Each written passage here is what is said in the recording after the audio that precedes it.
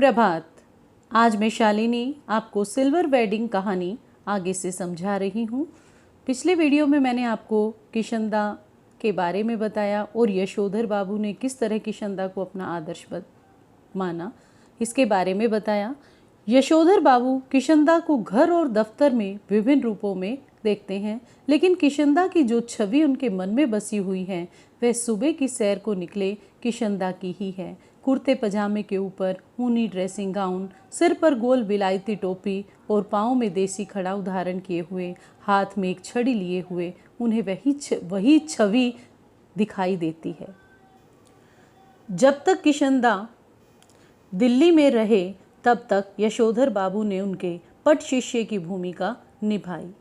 भले ही पत्नी व बच्चे उनसे नाराज रहते हों, किशनदा का अनुसरण वे करते रहे। यशोधर बाबू अपने घर पर होली गंवाना, जनेऊ बदलने के लिए कुमाऊनियों को अपने घर पर आमंत्रित करना, रामलीला वालों को क्वार्टर का एक कमरा दे देना जैसे कार्य करना वे परंपरा से निभाते रहे हैं। यशोधर बाबू चाहते हैं कि उन्हें समाज का सम्मानित बुजुर्ग माना जाए, उनके बच्चे उनका आदर करें तथा हर बात में उनसे उसी प्रकार सलाह लें जैसे वे किशनदा से सलाह लेते थे। वे यह नहीं चाहते हैं कि उनके बच्चे उनकी बातों को पत्थर की लकीर समझें, किंतु यह भी उचित नहीं है कि वे उनसे कुछ पूछे ही नहीं तथा अपनी मनमानी करें। वे मानते हैं कि अनुभव का कोई विकल्प नहीं है। मंदिर में प्रवचन सुनने के बाद यशोधर बाबू सब्जी मंडी गए। वे सब्जी मंडी जाते जाते सोचते हैं कि अगर उनके बच्चे उनसे कहते हैं कि सदर बाजार जाकर दूध लाना, राशन लाना, CGHS डिस्पेंसरी से दवा लाना, सदर बाजार जाकर दालें लाना, पहाड़गंज से सब्जी लाना, डिपो से कोयला लाना, ये सब काम आप छोड़ दें, अब हम किया करेंगे, तो उन्हें बहुत अच्छा लगता। लेकिन वे ऐसा न करके वे इन कामों के लिए नौकर रखने की सलाह देते हैं। वे चाहते हैं कि उनका बेटा अपना वेतन लाकर उनके हाथ में रखे, परंतु उनका बेटा अपनी कमाई को अपने ढंग से खर्च करना उचित समझता है। यशोधर बाबू अपनी पत्नी को समझाते हैं कि नौकर होगा तो वह इन्हीं के लिए होगा। अब यशोधर बाबू की पत्नी ये सब सुनती है, लेकिन सुनकर चिढ़ती नहीं है। यशोधर बाबू सब्जी का झोला लेकर खुदी हुई सड़कों, टूटे हुए क्वार्टरों के मलबे से होते हुए जहाँ पर 3 क्वार्टर खड़े हैं वहाँ पर खड़े हो जाते हैं। उन 3 में से कुल 1 को अब तक एक सिलसिला आबाद किए हुए है। बाहर बदरंग तख्ती में उनका नाम लिखा हुआ है, YD पंत। जब यशोधर बाबू अपने घर पहुंचते हैं तो पहले उन्हें धोखा लगता है। उन्हें धोखा लगता है कि ये घर हमारा ही है या कहीं वे गलत जगह पर आ गए, क्योंकि उनके क्वार्टर के बाहर एक कार, कुछ स्कूटर, कुछ मोटरसाइकिलें खड़ी थी। बहुत से लोग विदा ले रहे थे। बाहर बरामदे में रंगीन कागज़ की झालरें और गुब्बारे और रंग बिरंगी रोशनियां जली हुई थी। फिर उन्हें अपना बड़ा बेटा भूषण पहचान में आया, जिससे कार में बैठा हुआ कोई साहब हाथ मिला रहा था और कह रहा था, give my warm regards to your father.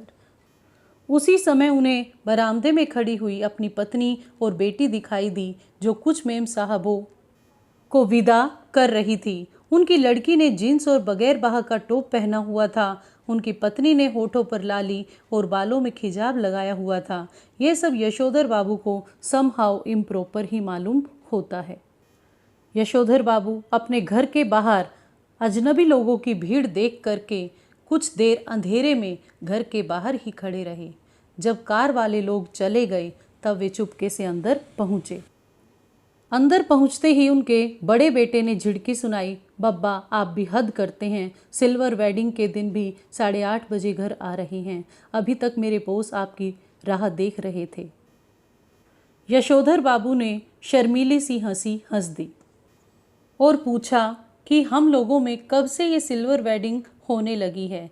इस पर यशोधर बाबू के भांजे चंद्रदत्त तिवारी ने कहा, जब से तुम्हारा बेटा 1,500 माहवार कमाने लगा है तब से हम लोगों में ये ऐसी सिल्वर वेडिंग होने लगी है।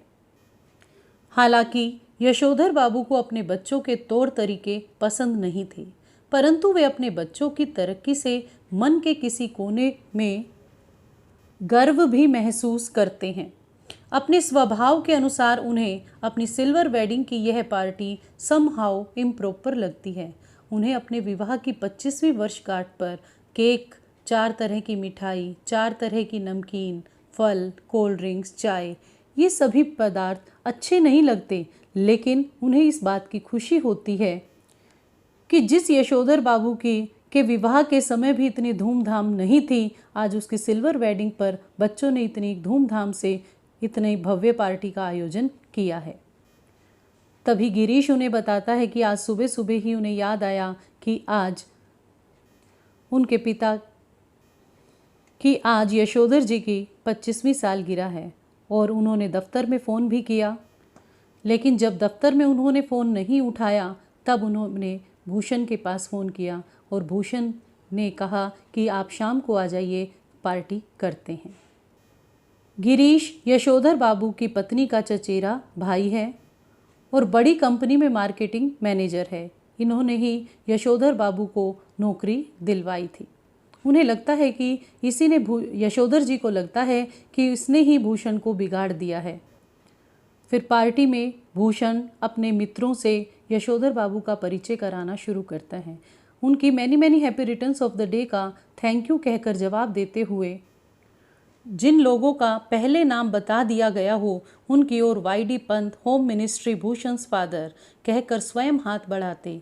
उस समय उन्होंने संस्कारों से कुमाऊनी होते हुए भी विलायती रीति रिवाज से परिचित होने का हर चंद प्रयास किया। बच्चों के आग्रह से वे केक काटने के स्थान पर जाकर खड़े भी हो गए। यशोधर जी ने केक काटा भी, लेकिन खाने से इनकार कर दिया। उन्होंने कहा कि केक में अंडा है, लेकिन उनके बच्चों ने फिर उन्हें याद दिलाया कि अभी आप कुछ समय पहले तक मांसाहारी थे, लेकिन यशोधर बाबू ने उन्हें मना कर दिया कि मैं केक नहीं खाऊंगा और अभी मुझे संध्या करनी है। यशोधर बाबू ने मेहमानों से कहा कि आप लोग पार्टी में खाना खाइए, please go ahead, no formality. इसके बाद यशोधर बाबू ने संध्या करने में बहुत समय लगा दिया। पूजा वो जो 15 मिनट की पूजा करते थे वे 25 मिनट तक खींच दी और उसके बाद भी उन्हें लगा कि अभी कुछ मेहमान बैठे हुए हैं, तब तक वो पूजा को आगे बढ़ाते रहे। पूजा में उन्हें किशंदा दिखाई दिए। यशोधर बाबू ने उनसे पूछा, जो हुआ होगा से आप कैसे मर गए? किशंदा ने उन्हें बताया, भाऊ सभी जन इसी जो हुआ होगा से ही मरते हैं, शुरू और अंत में सब अकेले ही होते हैं। यशोधर बाबू को लग रहा था किशंदा आज भी उनका मार्गदर्शन करेंगे। उन्हें लग रहा था कि वे उन्हें बताएंगे कि उनके बीवी बच्चे जो कुछ कर रहे हैं उसके विषय में यशोधर जी का रवैया कैसा होना चाहिए, लेकिन किशंदा तो वही अकेलेपन का खटराग अलापने पर आमादा से मालूम होते हैं। वे उन्हें कहते हैं कि यह सब माया है, ये मोह माया ही है। जो यह भूषण आज इतना उछल रहा है वह भी किसी दिन इतना ही अकेला और असहाय अनुभव करेगा जितना कि आज तुम कर रहे हो।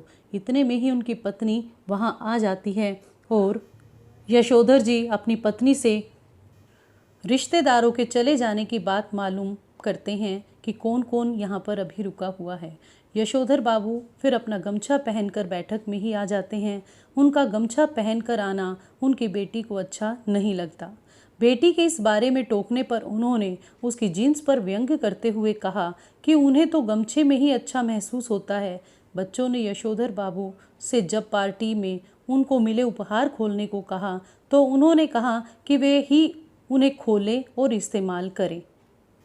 फिर भूषण यशोधर जी को कहता है कि हम यह प्रेजेंट आपके लिए लेकर आए हैं, इसे तो आप खोलिए। फिर भूषण उस पैकेट को खोलता है और उसमें से एक ड्रेसिंग गाउन निकलता है तथा वे अपने पिता को यह ड्रेसिंग गाउन देते हुए कहते हैं कि बब्बा, यह ड्रेसिंग गाउन हम आपके लिए लाए हैं। जब आप सवेरे दूध लेने जाएं तो फटे फ्लोवर की जगह इसे पहनकर जाएं।